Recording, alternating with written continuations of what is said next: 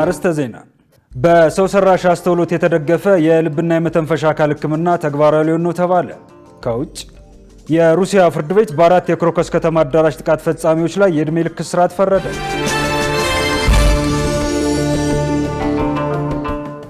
ሰላም ጤና ይስጥልን ተመልካቾቻችን፣ ከኢሳት ነፃ የህዝብ ሚዲያ ለመጋቢት 3 2018 ዓ.ም ያዘጋጀናቸውን የምሽት ዜናዎች ይዘን ቀርበናል። ከዜናዎቹ ጋር እኔ ሙሉቀን ሰለሞን፣ በምልክት ቋንቋው ዳዊት ጎሳ አብረናችሁ እንቆያለን። ወደ ቀዳሚ ዜና እንሻገር። በአሁኑ ወቅት የአፍሪካ ቀንድ ሀገራት አንድነታቸውን ይበልጥ ሊያጠናክሩ ይገባል ተባለ። በተያያዘም ኢትዮጵያ የመካከለኛው ምስራቅ ቀውስ የሚያስከትለውን ጉዳት ለመከላከል ብሔራዊ ጥቅሟን ባስጠበቀ መልኩ ከጎረቤት ሀገራት ጋር ግንኙነቷን ልታጠናክር እንደሚገባ የዓለም አቀፍ ግንኙነትና ዲፕሎማሲ ባለሙያዎች ገልጸዋል። መሰገዛኝ ዝርዝሩን አዘጋጅተዋለች። በመካከለኛው ምስራቅ የተከሰተው ቀውስ ለኢትዮጵያ ቅርበት ያለው በመሆኑና በተለያየ መንገድ ስለሚጎዳት ጥንቃቄና ዝግጅት ልታደርግ እንደሚገባ የዘርፉ ባለሙያዎች ያስጠነቅቃሉ። ይህ ጦርነት በኢኮኖሚ በተለይም በመሰረታዊ አቅርቦቶች ላይ ጫና የሚያሳድር በመሆኑ ትኩረት ሊሰጠው ይገባል ይላሉ። ከዚህ በመነሳት ኢትዮጵያ በምን መልኩ ጥንቃቄ ታድርግ ስንል በዘርፉ ጥናት የሚያደርጉትን ርብቃ ሞልጌታና የዓለም አቀፍ ግንኙነትና ዲፕሎማሲ ባለሙያ ኢያሱ ኃይለ ሚካኤልን አነጋግረን የሚከተለውን ምላሽ ሰጥተውናል። በመካከለኛው ምስራቅ ጦርነት የሚሳተፉ ሀገራት ቤዛቸውንም የወታደራዊ ቀጠናቸውን የሚያስቀመጡት ጅቡቲ ላይ ስለሆነ ከዚህ በኋላ የሚኖሩት የውጭ ጦርነቶች ቀረብ ይላሉ፣ እንደ በፊቱ ራቅ ይሉ አይደሉም፣ ለእኛ ለቀንዱ ሀገራት ማለት ነው። ስለዚህ በአንድ በኩል ልናደርግ የምንችለው ምንድነው የውስጥ ችግራችንም እንዳለ ሆኖ ግን ከጎረቤቶች ሀገራት ላይ አብረን የምንሰራባቸው ነገሮች ላይ አብሮ መስራት ነው። አሁን ዛሬ እየተነጋገሩ እንዳሉት እንደ ጅቡቲ፣ ሶማሊያ፣ ኢትዮጵያ አንድ ላይ በመሆን በቀጠናዊ ትስስራችን ላይ ኢኮኖሚክም ንግዱ ዓለም መዛባት እዛ አካባቢ እኛንም ስለሚጎዳን እርስ በርስ ያለንን ግንኙነት አንድ ላይ በመስራት ያን ነገር ለዘብ ለማድረግ ነው መሞከር ያለብን። ኢትዮጵያ አቋም መሆን ያለበት ኢትዮጵያን ብሔራዊ ጥቅም ሊያስከብርና ዘላቂ በሆኑ ጥቅሞች ላይ የተመሰረተ ለየትኛውም ወገን ከማድላት ያን ጥቅም ሊያስጠብቅ በሚችል ሂደት መስራት የተሻለ ዓለም አቀፍ አስተላለፍንና ቀጠናዊ አስተላለፍን ያመጣል ነው ስለሚኖረው ልዩ በጀት በመያዝ ለምሳሌ የነዳጅን ችግር ለመፍታት አማራጮችን ነዳጅ አምራች ከሆኑ ሀገሮች ጋር ማምጣት የተሻለ ነው። ከነዳጅ ውጭ ሊሰሩ የሚችሉ የኃይል ምንጮችንም ማጠናከርና ትልቅ ኢንቨስትመንት ማድረግ። አሁን ላይ ያለው የዓለም አሰላለፍ ሕግ የማይከበርበት ጉልበተኞች ባሰኛቸው ጊዜ ተነስተው ጥቃት የሚፈጽሙበትና ሉዓላዊነትን የሚዳፈሩበት ጊዜ በመሆኑ ዓለም ወዴት እያመራ ነው በሚል ላነሳነው ጥያቄ ባለሙያዎቹ እንዲህ ብለዋል። ኃይል የምንለው ሀገሮች ጋር ሱስ የሚሆንበት እንደገና ፕሬዲክቲብል አለመሆን፣ ግልጽነት የሌለው የዓለም አሰላለፍ የሚመጣው እና ሀገራት ለራሳቸው በሚጠቅም የብሔራዊ ጥቅም ላይ አሰላለፍ የሚሄዱበት እንደገና ጠንካራ ከሚባሉ ሀገሮች ጋር ውግንና የሚኖርበት ዛሬ ጥምረት ከፈጠሩት ጋር የማይቀጥልና ከሌሎች ጋር ቴምፖራሪ አሊያንስ የምንለውና ስቴብል ያልሆነ ስርዓት ነው የመጣሉ። ግን ሚስካልኩሌሽኖች ደግሞ ችግርን ይፈጥራሉ። ወርልድ ሲስተሙ ሰልፍ ሩል እየሆነ የመጣበት ነው። ማንኛውም ሀገር በራሱ እየተነሳ የራሱን እርምጃ የሚወስድበት የሆነ የወርልድ ሲስተም ለደረሰ ይህንን አሁን ላይ በኢኮኖሚካሊም ቻሌንጅ የምናደርገው ነገርም አይደለም። ግን ምንድነው ያ ነገር የበለጠ እንዳይጎዳ የእርስ በርስ ትስስሮቻችንን የበለጠ እያጠነከረ መሄድ ነው የምንችለው። ስፔሻሊ ቀን ሀገሮች ላይ ያለን ሀገራት የህግ የበላይነቱ እየጠፋ የሚሄድበት ሲስተም ሆኗል። አሁን በመካከለኛው ምስራቅ የተቀሰቀሰው ቀውስ እንደ ኢትዮጵያ ባሉ ታዳጊ ሀገራት ላይ የሚያሳድረው ጫናን በተመለከተ ባለሙያዎቹ አብራርተዋል። በእነዚህ በታዳጊ ሀገሮች ላይ የኢኮኖሚ ውድቀት፣ የፖለቲካ አለመረጋጋቶችን ሊፈጥር ስለሚችል ሀገራት ምንድነው ማድረግ ያለባቸው? አንደኛ ወዳጅነታቸውን ዳይቨርሲፋይ ማድረግ አለባቸው ከሌሎች ሀገሮች ጋር። ሁለተኛ ደግሞ ሰፊ ሌላ አማራጭ ገበያዎችን መፈለግ ይጠበቅባቸዋል። ሶስተኛ ደግሞ ከነኚህ ወዳጅ ሀገራት ጋር የበለጠ ግንኙነትን ማጠናከር እና በችግር ጊዜ አብሮ መቆምን ወይም አሊያንስን ማሳየት ሲጠበቅ እንዳጠቃላይ ሀገራት ቀድሞ ስትራቴጂ አውጥተው ዘላቂ ጥቅማቸውን የሚያስከብሩበትን ሂደት መፍጠር ይኖርባቸዋል። ተስተካከለ ሀገር ለመፍጠር ከሚለው ባሻገር ይሄኛው ደግሞ በዌስት በኩል ያሉ ሀገራት ይሄ የነዳጅ ንግዱን መቆጣጠር የሚፈልጉበት ወይ ደግሞ ሀያላን መሆን የሚፈልጉበት ሳይድ ነው እና እነዚህ ነገሮች ላይ ደግሞ እኛም ደግሞ የተለያየ ንጥረ ነገር ሊኖረን ይችላል። ሆርን ኦፍ አፍሪካ ላይ የተለያዩ ነገሮች ሊኖሩ ስለሚችሉ እዛው በኢንተግሬሽን ያሉትን ነገሮች ልናረግባቸው እንችላለን ብዬ አምናለሁኝ። ለበርካታ ሀገራት ስጋትን የጣለው የመካከለኛው ምስራቅ ቀውስ በዛሬው ዕለት 13ኛ ቀኑን አስቆጥሯል።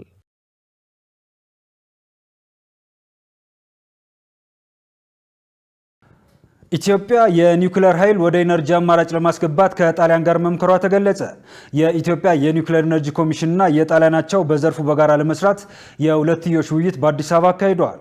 የኮሚሽኑ ኮሚሽነር ሳንዶካን ደበበ በኢትዮጵያ ከጣሊያን አምባሳደር ሴም ፋብሪዚ ጋር ባደረጉት ውይይት የኒውክሌርን ኃይል በአገሪቱ የኃይል አማራጮች ውስጥ ማካተት ያለውን ስትራቴጂያዊ ጠቀሜታ ገልጸዋል።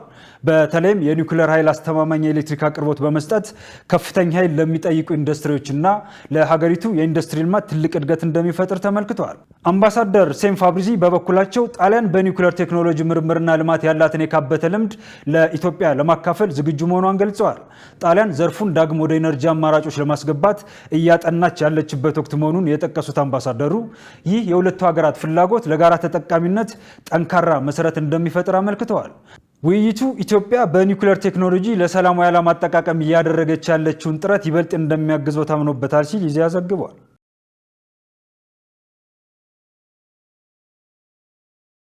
በሰው ሰራሽ አስተውሎት የተደገፈ የልብና የመተንፈሻ አካል ሕክምና ተግባራዊ ሊሆን ነው ተባለ። ይህ የተባለው የኢትዮጵያ ሆሊስቲክ ሶሳይቲ 12ኛ ዓመታዊ ጉባኤውን በዛሬው ዕለት በአዲስ አበባ ባካሄደበት ወቅት ነው። ትዕግስት ተስፋዬ 12ኛው የኢትዮጵያ ሆሊስቲክ ሶሳይቲ ጉባኤ በዛሬው ዕለት በአዲስ አበባ ተካሂዷል። በጉባኤው ላይ በሰው ሰራሽ አስተውሎት የተደገፈ የልብና የመተንፈሻ አካል ሕክምና ለማከናወን የሚያስችል ጥናታዊ ጽሑፍ ቀርቦ ውይይት ተደርጓል። በጉባኤው ላይ ንግግር ያደረጉት የጤና ሚኒስቴር ሚኒስትር ዴኤታ ዶክተር ደረጀ ድጉማ የሰው ሰራሽ አስተውሎት ለዘርፉ የሚሰጠውን ጠቀሜታ አንስተው ከ100,400 የነበረውን የእናቶች ሞት ቁጥር አሁን ላይ ወደ 141 መቀነሱና ይህ ቁጥር በ2030 በጤናው ዘርፍ ለታየው እቅድ መቃረቡን ተናግረዋል። ሰው ሰራሽ አስተውሎትና ዲጂታል የጤና መፍትሄዎች በእጅጉ እያገዙን ነው። በአጠቃላይ የማይበገርና ጠንካራ የጤና ስርዓት እንዲኖረን እያደረገን ነው። ውጤታማና ብቁ የሆነ የጤና ስርዓት እንዲኖረን ሰው ሰራሽ አስተውሎትና ዲጂታል ሲስተም በእጅጉ አግዞናል። የ2030 እቅዳችንን ለማሳካት አሁን ላይ ተቃርበናል። ለዚህም ፈጠራ የታከለበት አሰራር ያስፈልገናል። በቅርቡ እንደምታውቁት በኢትዮጵያ ሕዝብና የጤና ሰርቬይ ላይ የተገኙ ውጤቶችን ይፋ አድርገናል። ለምሳሌ የእናቶች ሞት ከ100,000 እናቶች 400 ይሞቱ ነበር። ይህንን አሁን ላይ ከ100,000 እናቶች ወደ 140 ዝቅ ማድረግ ተችሏል። ይህ የማይታመን ለውጥ ነው። ምናልባትም አንዱና በፍጥነት በሀገሩ የእናቶችን ሞት በመቀነስ የሚጠቀስ ነው። ይህም ወደ 2030 እቅድ የተቃረበ ነው ማለት ይቻላል።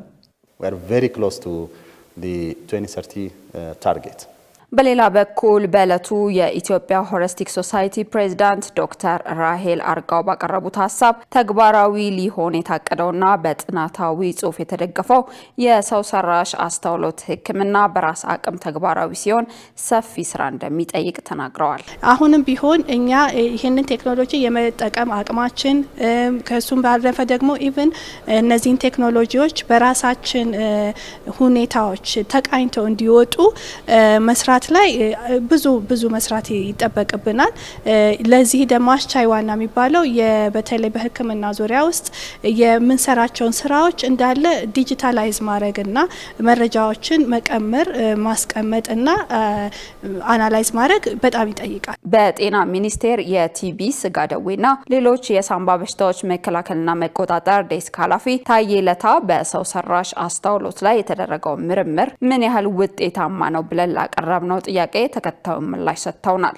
ስራዎች አሉ። እነዚህ ጋር የኳሊቲ አሹራንስ የሚለው ነገሮች እንደ ጤና ሚኒስቴር የምንሰራቸው ነገሮች አሉ። ለእያንዳንዱ ለምንወስዳቸው ነገሮች በባለሙያ ኢቫሉዌት የምናደርገው ነገር አለ። ለምሳሌ 100 ቴስት ከሰራ 100 ስክሪኒንግ ከሰራ ወይም ደግሞ በኤአይ የተደገፈ ኤክስሬ 100 ሰው ከወሰን 10ሩን ፋይንዲንጎች ፖዚቲቭ የሚሆኑ ኔጌቲቮች በራዲዮሎጂስት እንዲታይ ይደረጋል። ይሄ ምንድነው? ለኳሊቲ አሹራንስ ነው።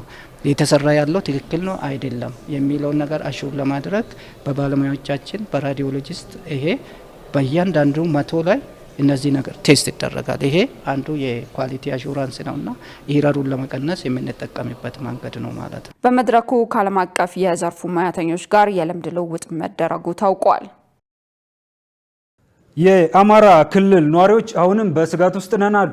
በክልሉ ዘላቂ ሰላም እንዲሰፍን መንግስትን ጨምሮ የሃይማኖት አባቶች እንዲሁም ሌሎች አካላት የበኩላቸውን እንዲወጡ የክልሉ ሰላምና ጸጥታ ቢሮ ጥሪ አቅርበዋል። መሰረት ባዩ ዝርዝር አላት። በአማራ ክልል ቀደም ሲል የነበረው የጸጥታ ችግር በክልሉ የንግድ እንቅስቃሴ፣ ቱሪዝም እንዲሁም ሌሎች ዘርፎች ላይ ተጽዕኖ ፈጥሮ መቆየቱ ይገለጻል። አሁን ላይ በክልሉ ያለው የሰላምና የጸጥታ ሁኔታ ምን ይመስላል ሲል ኢሳት ነጻ የህዝብ ሚዲያ የባህር ዳር የጎንደርና የደላንታ አካባቢ ነዋሪዎችን አነጋግሯል። ለኢሳት አስተያየታቸውን የሰጡት የአካባቢው ነዋሪዎች እንደሚሉት አሁን ላይ ካለፈው ሁኔታ አንጻር በከተሞች አካባቢ የተሻለ ሰላምና መረጋጋት ቢኖርም በአንዳንድ ቦታዎች ግን አሁንም ስጋት አለ ብለዋል። ከዚህ በተጨማሪ በክልሉ ያለው የኑሮ ሁኔታ አሳሳቢ ወደሆነ ችግር እያደገ እንደመጣና በአንዳንድ ምርቶች ላይ ከፍተኛ የዋጋ ጭማሪ እንደሚስተዋል ገልጸው ጥቂት የማይባሉ የክልሉ ነዋሪዎች ለቀው እየወጡ መሆኑን ተናግረዋል። በዚህ ሰላም ሲባል ጥበቃው በደንብ ተጠናክሮ አካባቢው መጠበቅ አለበት። ከዛ ውጭ መንግስት ያው ጥሩ እንቅስቃሴ አድርጎ ሰላሙን ማስከበር የግድ ይለዋል። ስጋቱ በጣም ስጋት አለ። ገጠሮችን በእነሱ ቁጥጥር ውስጥ ስለሆኑ በፋኖች ማለት ነው በእነሱ ቁጥጥር ውስጥ ነው ያለው። ንግዱ በጣም ኦቨር ሆኖ አንድ ዘይት ዋጋ 2500 ገብቷል። በጣም ኦቨር ነው። ስኳር 210 ብር ገብቷል። በተለያዩ ነገሮች በጣም ኦቨር ሆነው ብራንድ ባህር ዳር እንግዲህ አንጻራዊ ሰላም አለው። ምናልባት ወረዳዎች አካባቢ ነው አንዳንድ ችግር እንዳለ የሚታየው። ያው የዋጋ ጭማሪ በጣም አለ። እንግዲህ ሰው ሁሉም ለመኖር ከብዶት ነው ያለው። እንግዲህ አቅም ያላቸው ሰዎች የተሻለ ቦታ ለመኖር ከተማውን ለቀው ነው ያሉት። እግዚአብሔርን ተስፋ እያደረገ እየኖረ እንጂ ከሀብታም እስከ ድሃ የኑሮ ያው በጣም ከጭማሪ ዋጋ ጭማሪ አለ። ኑሮ ከብዶታል። ህጻናት ያለ እናት አባት ከሚቀሩ ወጣቶች ለትውልዱ ለምድሩ ተስፋ ወጣቱ ነው። እናሱ ያለ እድሜያቸው ከሚቀሰፉ ሰው ወደ ህሊናው ተመልክቶ እንደው ሁሉም ለሰላም ዘንድ ቢቆም ጥሩ ነው። ነዋሪዎቹን አስተያየት በመያዝ የክልሉን ሰላምና ጸጥታ ለማስጠበቅ ምን እየተሰራ ነው ሲል ኢሳት የክልሉን የሰላምና ጸጥታ ቢሮ አነጋግሯል። የቢሮ ኃላፊ ዶክተር እሸቱ የሱፍ በሰጡት ምላሽ በክልሉ የትራንስፖርትና የንግድ እንቅስቃሴ እንዳለ ገልጸው በታጣቂዎች በኩል የጸጥታ አካላት ከቦታ ቦታ ሲንቀሳቀሱ መንገድ የመዝጋትና ጥቃት የመፈጸም ተግባር እንደሚስተዋል ተናግረዋል። የሰላም አማራጭ የተቀበሉ ታጣቂዎች እንዴት መቋቋም እንዳለባቸው የሚረዳ ደንብ በማውጣት ስልጠና በመስጠት ወደ ማህበረሰቡ እንዲቀላቀሉ እየተደረገ ነው ብለዋል። እነዚህን አካላት ተቀብለን ስልጠና ሰጥተን ድጎማ ሰጥተን ወደ አካባቢያቸው እንዲቀላቀሉ ያደረግናቸው አሉ። ደህንነታቸው ደግሞ እኛ ጋር ቢሆን ይሻላል ያልናቸው ደግሞ በካምፓስ አስቀምጠን ካምፕ ላይ ነው ያሉት። ይሄ የሰላም ሁኔታውን ጥሩ መንገድ ይዘናል። የሰላም አማራጭን እንዲቀበል አብዛኛው ሰው በር ከፍቷል። ከሰላም እና ከውይይት ከምክክሩ ያለፈ ነገር ሀገር ያጠፋል፣ ሀገር ያተራምሳል እንጂ መፍትሄ አይሆንም። የቢሮ ኃላፊ አክለውም በክልሉ ዘላቂ ሰላም እንዲሰፍን የሃይማኖት አባቶችን ጨምሮ ሌሎች አካላት የበኩላቸውን እንዲወጡ ጠይቀዋል። በተጨማሪም አሁን ላይ በክልሉ አንጻራዊ ሰላም እንዳለ ገልጸው በታጣቂዎች ይፈጸማል ስላሉት ተግባር ተከታዩን ብለዋል። ይሄን አካባቢ ይረብሸናል፣ ይሄን ባንክ ዘርፈናል፣ ይሄን አቃጥለናል ብለው ሪፖርት ያቀርባሉ። እንደዛ ሲያደርጉ በጀት ይለቁላቸዋል። ስፖንሰር የሚያደርጓቸው አካላት ስላሉ አማራን የማዳከም አማራን የማድቀቅ ፍላጎት ያላቸው ሰዎች ስላሉ ደብረ ታቦርን ያዝነው ማንን ያዝነው ምናምን ያዝነው የሚለውን ሪፖርት ስለሚፈልጉት ያችን ሪፖርት አድርገው ወደ እየተፈራቸው ይመጣሉ። ለምሳሌ ባለፈው ደብረ ታቦር ከተማ ላይ እንደዚሁ ከተማ ውስጥ ውጊያ አድርገዋል። ወረታ ላይ ከተማ ሰርገው ገብተው ውጊያ አድርገዋል። ግን አልቆዩም፣ ቶሎ ነው የወጡት። አላማው ምንድነው? ከተማውን ተቆጣጥረናል ነው። ገብተው ረብሸው ይወጣሉ። እንደዛ ያደርጋሉ። እና አሁን እነዚህ አካባቢዎች በተለይ አንጻራዊ ሰላም አሁን አለ እየመራን ነው። አካባቢዎቹን አስለቅቀን እየመራን ነው። መንግስት ሰላምና ጸጥታን እንዲያስጠብቅና ማህበረሰቡም ለዚህ ተባባሪ እንዲሆን ጥሪ ቀርቧል። ተመልካቾቻችን ከኢሳት ነጻ የህዝብ ሚዲያ ለምሽቱ የሚተላለፉላችሁ ዜናዎቻችን እንደቀጠሉ ናቸው። አሁን ደግሞ የቢዝነስና ኢኮኖሚ መረጃዎችን የምንሰማበት ሰዓት ላይ ደርሰናል። ለመረጃዎቹ ባልደረባችን ገነት ዘዘው እየጠበቀችን ነው። ተከታትለን እንመለስ።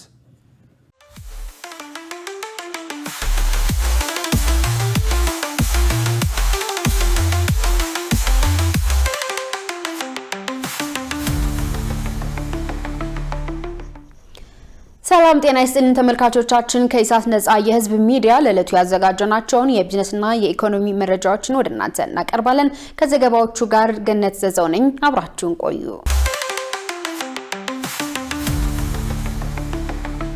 ዓለም አቀፍ የህብረት ስራ ማህበር የምስራቅ አፍሪካ ቀጣና ቢሮውን በአዲስ አበባ ሊከፍት ነው። ዓለም አቀፍ የህብረት ስራ ማህበር ICA የምስራቅ አፍሪካ ክልላዊ ንዑስ ጽሕፈት ቤቱን በአዲስ አበባ ለማቋቋም ማቀዱን አስታውቋል። የICA አፍሪካ የቦርድ አባላት ከኢትዮጵያ ህብረት ስራ ኮሚሽን እና የህብረት ስራ ማህበር ተወካዮች ጋር ተወያይቷል።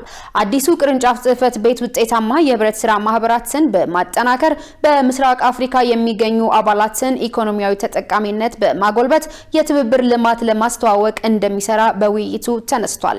ማህበሩ እንደ አውሮፓውያን አቆጣጠር በ1895 የተመሰረተ መንግስታዊ ያልሆነ የትብብር ፌዴሬሽን ሲሆን በዓለም ዙሪያ በግምት 1.2 ቢሊዮን የትብብር አባላት እንዳሉት የዘገበው ኢትዮጵያን ቢዝነስ ሪቪው ነው።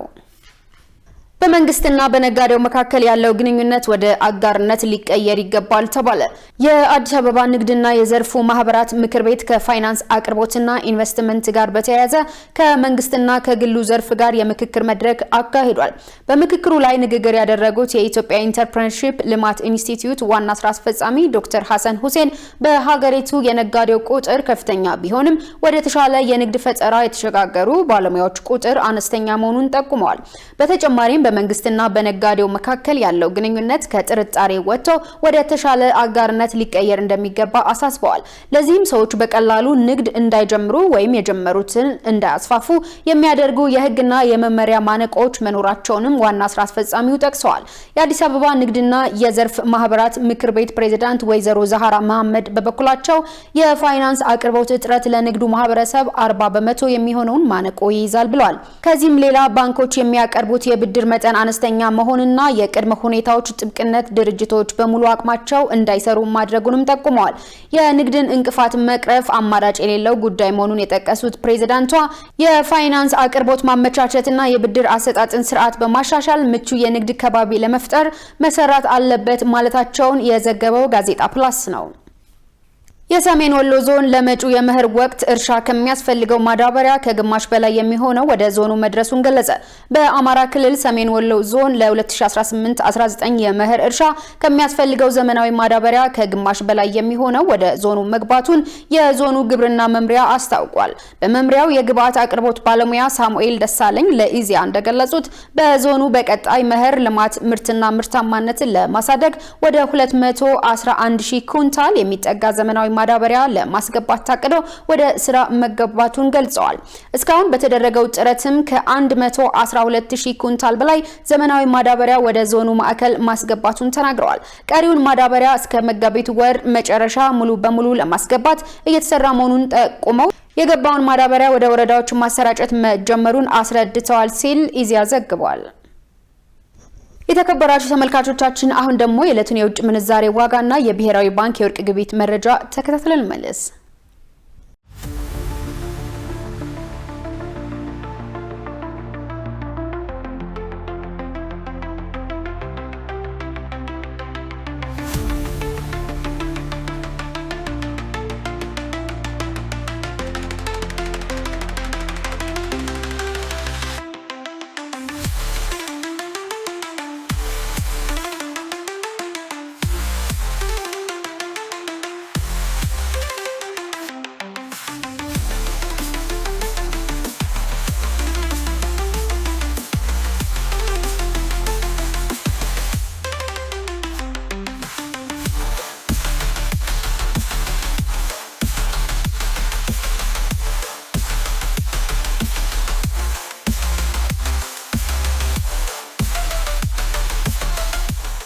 ተመልካቾቻችን ለዕለት ያዝናቸው የቢዝነስና የኢኮኖሚ መረጃዎችን ይመስላሉ። ወደ ቀጣይ ዜና ላሳልፋችሁ።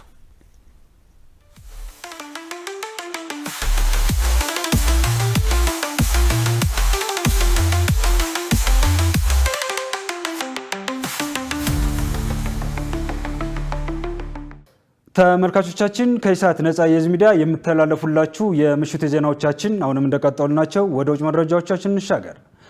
የኢራንን የሴቶች ትምህርት ቤት በቦምብ የደበደበው ማን ነው? እስራኤልና አሜሪካ እስካሁን ኃላፊነት አልወሰዱም።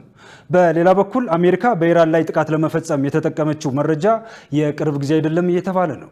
ሸሪፍ ኢማም ዝርዝሩን እንደሚከተለው ተመልክቶታል። አሜሪካና እስራኤል በኢራን ላይ ጦርነት ከከፈቱ ሁለተኛ ሳምንት ሊይዝ ነው። በዚህ ወቅት ግን አንድ የተለየ ጥቃት በግጭቱ ውስጥ እጅግ ደም አፋሳሽ ክስተት ሆኖ ይታያል። ፌብሩዋሪ 28 ቀን ጥቃቱ ኢራን ላይ በተጀመረበት ሰዓት አንድ ሚሳኤል በደቡባዊ ኢራን የሚገኝ የልጃገረዶችን አንደኛ ደረጃ ትምህርት ቤት አጠቃ። በጥቃቱም ከ170 በላይ ሰዎች ተገደሉ። ከሟቾቹ መካከል አብዛኞቹ ተማሪዎች ናቸው። ማስረጃዎች ግድያው በአሜሪካ እንደተፈጸመ የሚያመላክቱ ቢሆንም ከጥቃቱ በኋላ እስራኤልና አሜሪካ ራሳቸውን ከጥቃቱ ማራቅ ጀመሩ። ለተቺዎች የትምህርት ቤቱ የቦምብ ፍንዳታ አሜሪካና እስራኤል የፈጸሙትን የጦርነት አስፈሪ ክስተት የሚያሳይ ምሳሌያዊ መገለጫ ሆኗል። ኢራን በእስራኤልና በክልሉ በሚገኙ የአሜሪካ ተቋማት ላይ ብቻ ሳይሆን በግጭቱ ውስጥ ላለመሳተፍ ከፍተኛ ጥረት ባደረጉት የባህረ ሰላጤ ሀገራት ላይ ሚሳይሎችና ድሮኖችን በማስወንጨፍ ምላሽ ሰጥታለች። ሻጃሪህ ጣይቢህ የልጃገረዶች ትምህርት ቤት የሚገኘው በሚናብ ከተማ ነው። ይህ ማለት የኢራን አብዮታዊ ዘብ የጦር ካምፕ የሚገኝበት አጠገብ ማለት ነው። ትምህርት ቤቱ በሚሳይል የተመታው ፌብሩዋሪ 28 ቀን በዋነኛው የትምህርት ሰዓት ላይ ነው። ፍንዳታው ባለ 2 ፎቅ የሆነውን የትምህርት ቤት ህንፃ ወደመው። የጣሪያው ፍርስራሽ ደግሞ በክፍል ውስጥ በነበሩ ተማሪዎችና መምህራን ላይ ወደቀ። በዚህም ቢያንስ 170 ሰዎች አብዛኞቹ ልጆች ተገደሉ፣ በደርዘን የሚቆጠሩ ደግሞ ቆሰሉ። ይህ በሚናብ ከተማ የሚገኝ ትምህርት ቤት በስትራቴጂያዊቷ ሆርሙዝጋን ክፍለ ሀገር የሚገኝና ከሆርሙዝ ሰርጥ ትይዩ በርካታ የአብዮታዊ ባህር ኃይል ተቋማትን የሚያስተናግድ ነው።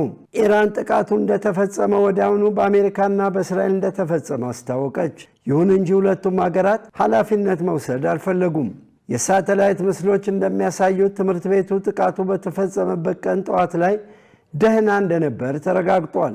የአሜሪካና የእስራኤል የአየር ጥቃት በሚናብ ከተማና በሆርሙዝጋን የጀመረው በዚያው ቀን ጠዋት ላይ ነበር።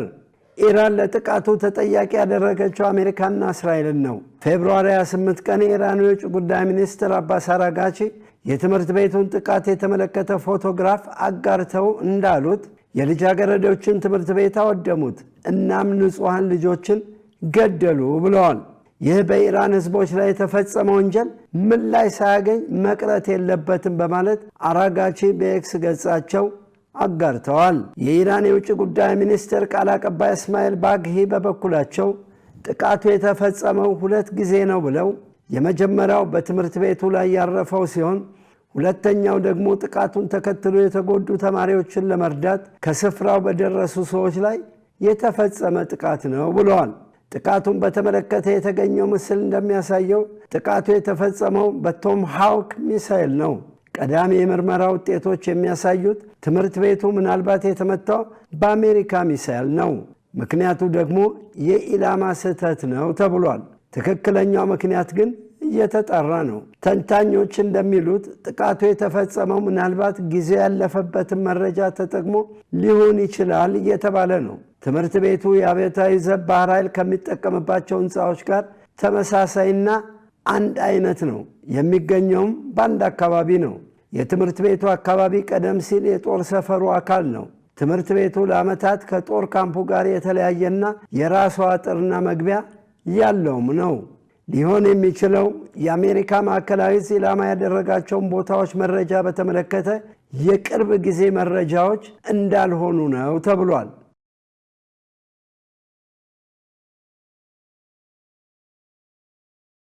የሩሲያ ፍርድ ቤት በ4 የክሮከስ ከተማ አዳራሽ ጥቃት ፈጻሚዎች ላይ የዕድሜ ልክ እስራት ፈረደ።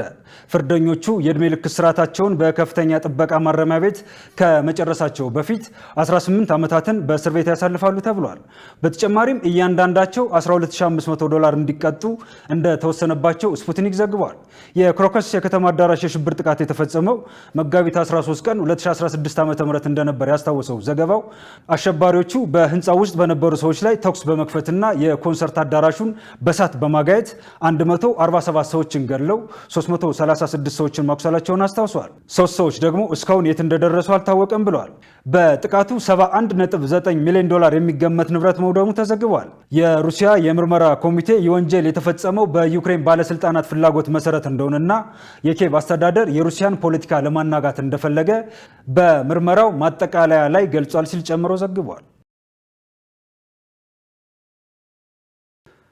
ተመልካቾቻችን ከዜናው በኋላ የዜና ትንታኔ ዝግጅታችን ይቀጥላል። እንድትከታተሉን እየጋበዝን የምሽቱ ዜናችንን በዚሁ እናጠቃልላለን። ከዜናዎቹ ጋር እኔ ሙሉቀን ሰለሞን፣ በምልክት ቋንቋው ዳዊት ጎሳ አብራናችሁ ቆየን።